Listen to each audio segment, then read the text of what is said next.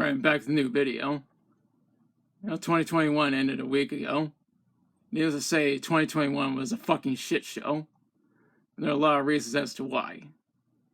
Notable examples include the insurrection in Washington, D.C., the excessive stress I endured, Spectrum abusing their customers by fucking up the internet connection multiple times for no reason, and Cure the Wolf returning to YouTube, and even certain artists only caring about money. I'm not afraid to say that everyone who claims that 2021 was a good year is full of shit, because it wasn't a good year at all. It fucking sucked. Hell, it sucked worse than 2019. And it was almost as much of a shit show as 2020. Thank fuck it's finally over.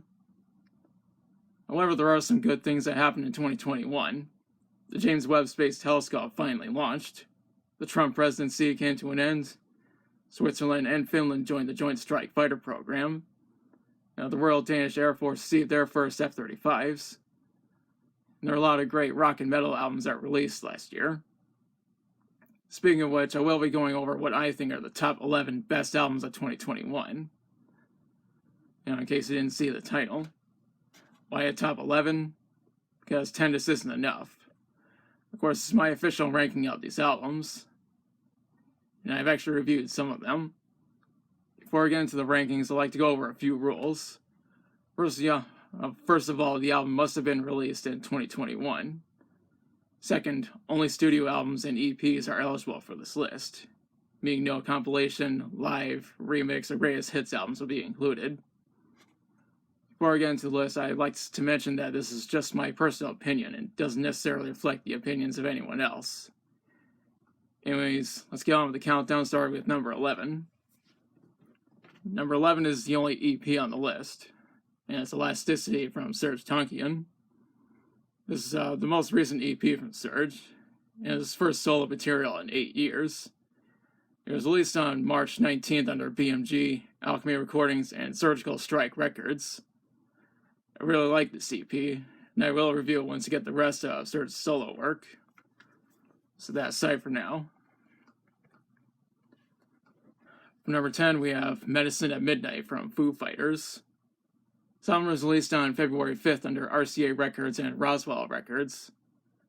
I already went into further detail about this album when I reviewed it. There's going to be a link to my review in the description. Even though this is the most poppy sounding album from Foo Fighters, I still enjoy it for what it is. And I did briefly mention this album when I did my video on every Foo Fighters album ranked. There will be a link to that video in the description.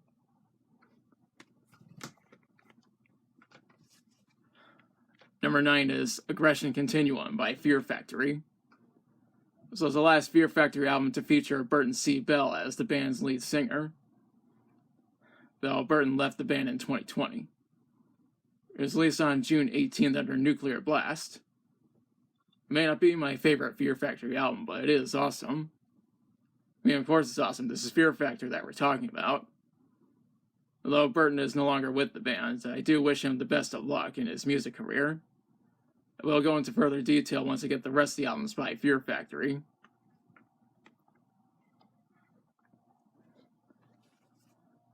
Number 8 is No One Sings Like You Anymore by Chris Cornell. This is a posthumous release, and my most recent album review focused on this album. It may be cheating that I decided to include this album since it was released digitally on December 11th, 2020. But the physical versions were released on March 19th, 2021, so I'm counting it. If you want to know my full thoughts on this album, there will be a link to my review in the description. Let's set that aside for now.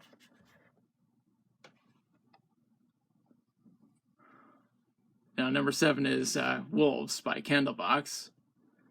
It's the latest album by Candlebox. It was released on September 17th under Pavement Entertainment.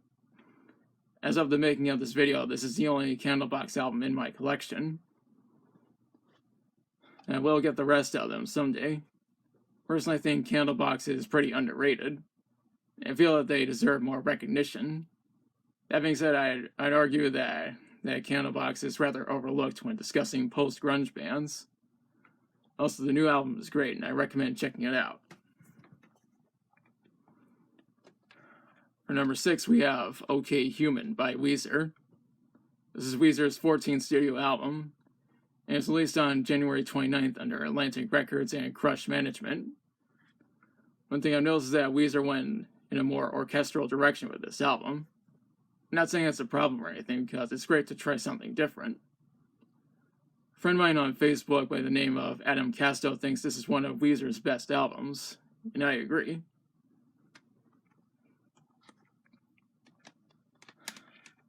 Now, number 5 is another Weezer album, and that's Van Weezer. It isn't every day when you get 2 studio albums from the same artist within the same year. In fact, this album came out on May 7th. It was originally supposed to come out in May of 2020, but it got delayed by a year because of COVID, and it's all Trump's fault. Anyways, this is Weezer's heaviest album yet, and I think it's even better than OK Human. It's interesting to see Weezer venture into hard rock, arena rock, and glam metal for once. I'm looking forward to what kind of material they'll release going forward.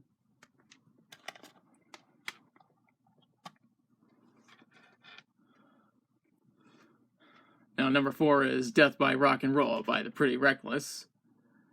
It came out on February 12th under Fearless Records.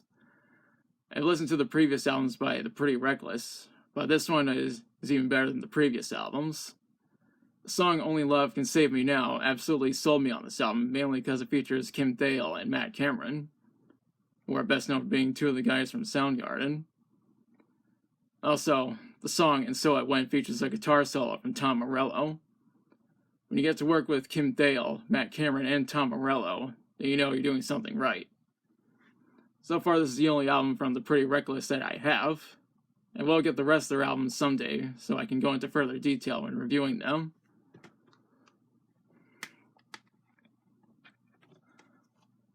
Now, we're in the home stretch. Number 3 is Brighten by Jerry Cantrell. This is Jerry's 3rd solo album, and it was released on October 29th, though it was released independently. This album was actually sold out, but my mom managed to get me a copy as a birthday gift, and I thank her for that. The first song, Atone, absolutely sold me on this album. Before listening to this album, I didn't know that country rock is even a thing. Then again, country metal exists if the album Rebel Meets Rebel by David Allan Coe is anything to go by, but that's a different story. I know this isn't the first time Jerry has worked with Tyler Bates, and it probably won't be the last, because Tyler always does an amazing job as a producer, a musician, and a composer. I mean, Tyler has also worked with Bush and Chino Moreno, as well as other artists, which I think is really awesome.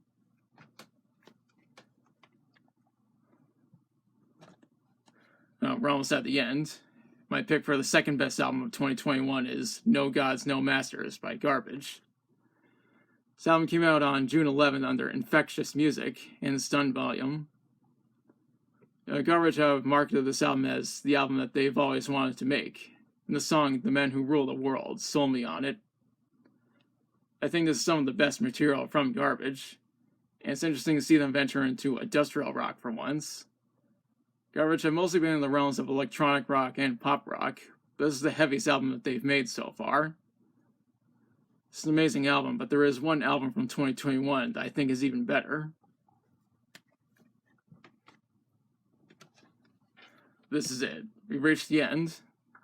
My number 1 pick for the best album of 2021 is Nowhere Generation from Rise Against.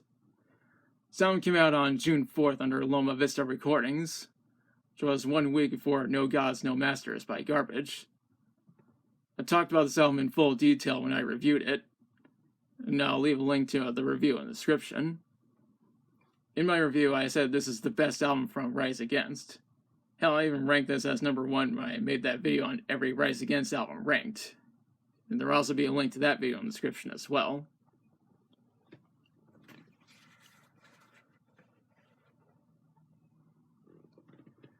And those are my picks for the best albums of 2021.